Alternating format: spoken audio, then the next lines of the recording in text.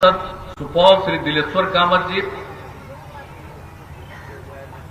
श्री ललन सर्राफ जी माननीय विधान पार्षद, पन्नालाल पटेल जी माननीय विधायक बेलदौर, माननीय विधायक बरारी श्री विजय सिंह जी, माननीय विधायक पिपरा श्री रामविलास कामन जी, माननीय विधायक अमनौर श्री कृष्ण कुमार मंटू जी, माननीय विधायक वनमनखी श्री कृष्ण कुमार ऋषि जी, माननीय विधायक रानीगंज श्री अजमीत ऋषिदेव जी, माननीय विधायक बेनीपुर श्री अजय कुमार जी, माननीय विधायक महिषी श्री गुंजेश्वर शाह जी,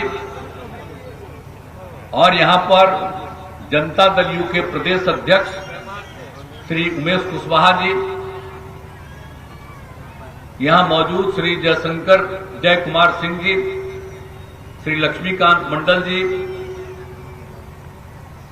मोहतरमा कहकसा परवीन जी, श्री संतोष कुमार निराला जी, श्री राजकुमार शर्मा जी, श्री हिमांशु भगत जी, श्री अरुण मांझी जी, श्री रोजगार गुप्ता जी, श्रीमती रंजू गीता जी, जनाब अशरफ हुसैन साहब, श्री दुलालचंद गोस्वामी जी, श्री रुदल राय जी, जनाब अशफाक करीम साहब, श्रीमती भारती मेहता जी, श्रीमती शांति देवी जी, श्री सुनील भारती जी, श्री हेमराज सिंह जी, श्री विद्यानंद विकल जी, श्री प्रहलाद सरकार जी, श्री अरुण कुशवाहा जी, श्री भूमिलाल राय जी, जनाब मंजर आलम साहब, श्री दीपक कुमार जी, श्री अशोक बादल जी, संतोष कुशवाहा जी, नंद किशोर कुशवाहा जी, शुभानंद मुकेश जी, श्री राजेंद्र यादव जी, श्री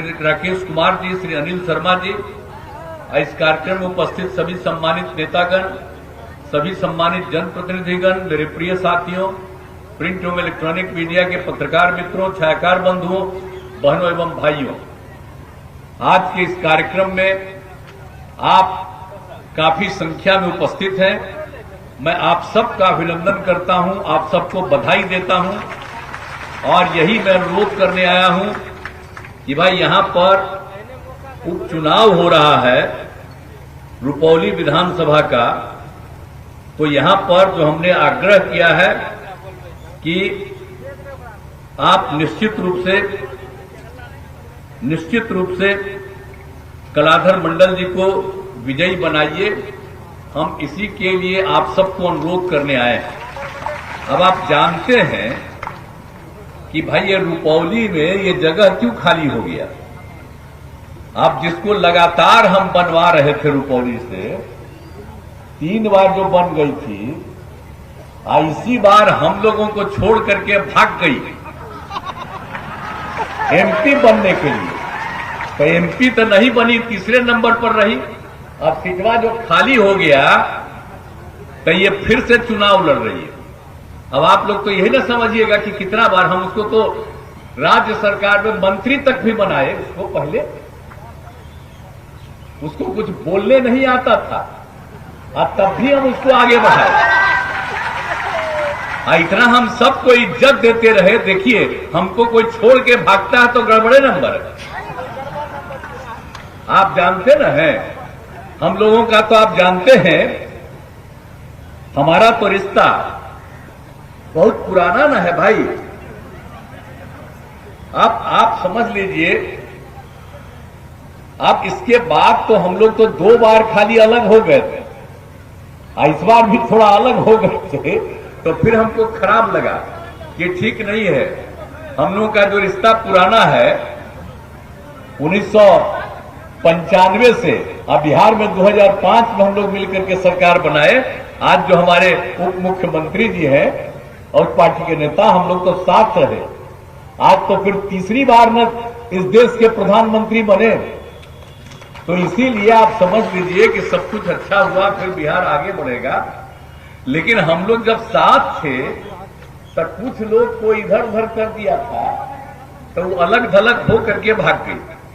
तब भाग गई तो आप तो समझ रहे हैं कि हम लोगों के जो उम्मीदवार थे, अब यहां से ये जो संतोष कुशवाहा जी थे। आप बताइए, 2 बार जीते, तीसरा बार ही हुए, हालांकि दूसरे नंबर पर है, थोड़ा सा वोट का अंतर था, लेकिन ये तो यही इसी एरिया से जीते हैं, बड़ी भारी संख्या में इसी एरिया से जीते थे। यही के वो कैंडिडेट थी, तब भी इसी एरिया से जीते थे। और वो जो हमारी एमपी बनी हुई है, इसके भी एरिया से भारी बहुमत से जीते थे। तो सब जगह है।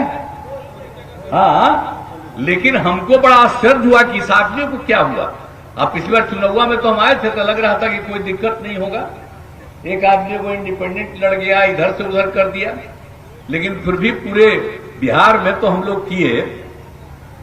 तो आप जानते हैं कि हम लोग तो अभी बता रहे थे, हमारे सम्राट चौधरी जी, माननीय उप मुख्यमंत्री जी एक एक बात बता रहे थे, तो हम लोग तो फिर अब बहुत आगे ना बढ़ेंगे जी।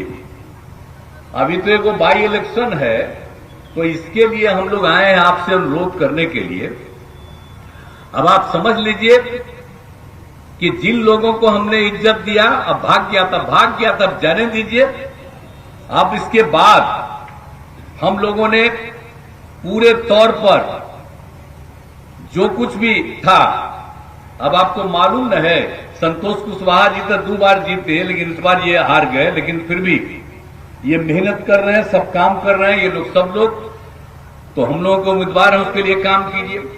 और याद करिए ना कि कोई दूसरे पटिया वाला जो यहां पर आकर के कुछ बात बोलता है, तो ही ना बताइए कि हम लोग 2005 में आए। आप सोच लीजिए कि आप लोग घर से बाहर निकलते थे, सामने क्या बुरा हाल था, कहीं सड़क बनाया था, आप कितना ज्यादा मुस्लिम लोग भी इधर से उधर कर रहे हो, बड़ा आश्चर्य की बात है। आप पहले तो हिंदू मुस्लिम झगड़े ना होते रहता था जी। आप बोलिए, हम ही लोग 2005 में आए तो हम लोग मिलकर के काम किए। आप बोलिए, उसके बाद हिंदू मुस्लिम का झगड़ा होता है? आई लोग कोई काम किए? कोई काम नहीं किए। और आप समझते हैं कि कितना कम बच्चे पढ़ते थे, और स्वास्थ्य व्यवस्था कितनी खराब थी, कहीं बिजली नहीं थी, सड़क नहीं था, पुल नहीं था। तो हम लोगों को जब 2005 में काम करने का मौका मिला, हम लोगों ने कितना काम कराया, हर प्रकार से एक एक तरह से काम किया, शिक्षा के क्षेत्र में काम किया। लड़कियां पढ़ नहीं पाती थी, तो हम लोगों ने तो लड़कियों लड़कियों के लिए पोशाक योजना, अब पहले लड़कियों के लिए साइकिल योजना शुरू किया, बाद में लड़कों ने भी मांग किया तो उनके लिए भी साइकिल योजना शुरू की। तो कितनी बड़ी संख्या में सब पहुंचे हुए। और शिक्षकों की बहुत बहाली हम लोगों ने की, तो कितने अच्छी पढ़ाई हो रही है।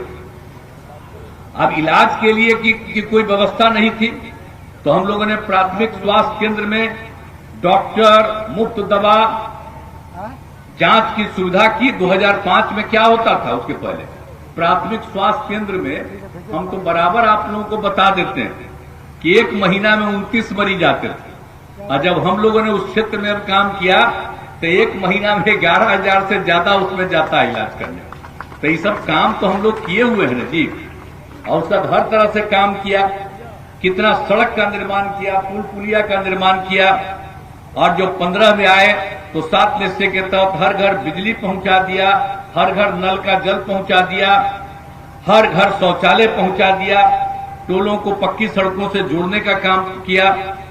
और 7 निश्चय 2 का भी 2020 में हम लोगों का था, उसका भी सारा काम किया जा रहा है। अब आप जान लीजिए, सरकारी नौकरी और रोजगार पहले तो हम लोग कर दिए थे। 2005 से 2020 तक 8 लोगों को सरकारी नौकरी दिए और लाखों लोगों को रोजगार दिया। इस बार हम लोगों ने तय किया था कि 10 लाख नौकरी देंगे, 10 लाख रोजगार देंगे। तो हम तो पिछली बार सब जगह बता रहे थे आपको कि 5 लाख से थोड़ा ज्यादा हो गया है, इसको हम और बढ़ाएंगे। अब अभी हम आप लोगों को बता देना चाहते हैं कि अब तक 5,16,000 युवाओं को सरकारी नौकरी मिल गई। इसके अतिरिक्त 2 लाख पदों पर नियुक्ति प्रक्रिया पूरी हो चुकी है। 2,11,000 पदों पर बहाली का अभियान भेजी जा चुकी है, और 2,34,000 पदों पर बहाली हेतु अभियान भेजी जा रही है। मतलब इतना ज्यादा करवा रहे हैं। और अगले वर्ष 72,000 से अधिक रिक्तियां उपलब्ध होंगी। तो जो हम लोग 10 लाख नौकरी की बात किए थे, आप समझ लीजिए कि पिछली बार जो हम लोग का चुनाव है उसके पहले आप समझ लीजिए 12,33,000 से भी ज्यादा नौकरी हम लोग उपलब्ध कराएंगे लोगों का। 10 लाख जो कहे थे उससे भी ज्यादा। और कुछ दिन के लिए जिसको हम साथ किए थे अपने बोलते रहता, अरे उसको कौन काम था? वो सबका वो सब कोई काम किया? वो सबका राज था? कभी कुछ हुआ था? तो हम लोगों ने इतना काम करा दिया है। और आप समझ लीजिए कि आप पूरी तरह से जान लीजिए। और इसके अलावे रोजगार जो है, तो हम पिछली बार तो बताते कि 5 लाख से ज्यादा था। पूरा का पूरा हम ट्रैवल कर पूरा एक एक चीज का हमने अध्ययन करके देख लिया। तो आप जान लीजिए कि हम लोग 10 लाख कहा था कि रोजगार देंगे, तो आप जानते हैं कि अब 22,48,000 रोजगार का काम पूरा हो चुका, दे दिया। 10 लाख से भी ज्यादा, दुगना से भी ज्यादा। और इसके बाद अगले वर्ष तक उसके अलावा 11,95,000 से अधिक रोजगार सृजित करेंगे। अब आप सोच लीजिए कितने लोगों को रोजगार दे देंगे। नौकरी के बारे में बता दिया, 12,33,000 से भी ज्यादा। तो ये सब काम हम लोगों ने कर दिया है। और फिर तो आप जानते हैं कि किस तरह से हम लोगों ने चुनाव कराया, उसमें महिलाओं को कितना ज्यादा, आपको 6 में कराया, 7 में कराया, सबको कितना हुआ, 4 चुनाव करा दिया। हर बार आपको बताते हैं। अब 50% दिया था, सब कुछ हुआ, कितनी बड़ी संख्या में सब हो गई। और उसके अलावा सबको पढ़ने का भी बता दिया, पूरा इंतजाम किया। और फिर स्वयं सहायता समूह, जो हम लोग थे केंद्र में मंत्री या एमएलए थे, एमपी थे, कहीं कहीं जाकर के देखते थे कि स्वयं सहायता समूह तो पूरे देश में और हर राज्य में था, तो वहां देखते थे कि बहुत ज्यादा महिलाएं भी रहती थी। लेकिन यहां देखे जब आए तो जो हम लोग 5 ब्याह सब देख करके गए कि बहुत कम थी। तो इसीलिए हम लोगों ने वर्ल्ड बैंक से ऋण लेकर के इस काम को शुरू किया, जो आपको हम बराबर बताते रहते हैं। तब तो स्वयं सहायता समूह में हमने उसको कहा जीविका। और जीविका दीदी कहलाती। और जब हम लोग काम कर रहे थे केंद्र में, उसमें कांग्रेस वाला था, हम लोग के खिलाफ थे। लेकिन उसके मंत्री आए, आ करके देखे तो उन्होंने कहा कि नहीं, काफी बढ़ा रहे हैं। और नाम जो दिया है आपने जीविका, तो हम लोग पूरे देश में आज जीविका कर देंगे। अब जरा सोच लीजिए, हम लोगों ने जीविका किया तो देश में आज जीविका हुआ। हम सबको जीविका दीदी कहते हैं। आज कितनी बड़ी संख्या में महिलाएं हो गई। 10,11,000 तो स्वयं सहायता समूह हो गया, और जीविका दीदियों की संख्या 1,31,00,000 से भी ज्यादा। हम तो आपको बता दिए हैं, ये तो ग्रामीण इलाकों की बात है। अब शहरी क्षेत्रों में भी इसके लिए स्वयं सहायता समूह और जीविका दीदियों का काम हम लोगों ने शुरू कर दिया। तो कितना ज्यादा आप पढ़ रहे हैं, सबको शिक्षित हुई है। हम कहीं भी जाते हैं कोई कार्यक्रम में, तो हम लोग स्वयं सहायता समूह के जीविका दीदियों से चर्चा करते हैं। अब कितना अच्छा सभा बोलती है, भाषण में बोलती है। अब कितना ज्यादा महिलाएं आगे बढ़ गई। तो आप जरा देख लीजिए कि हम लोगों ने तो इतना काम करा दिया। एक एक तरह से सब प्रकार से काम हम लोग कराते रहे हैं।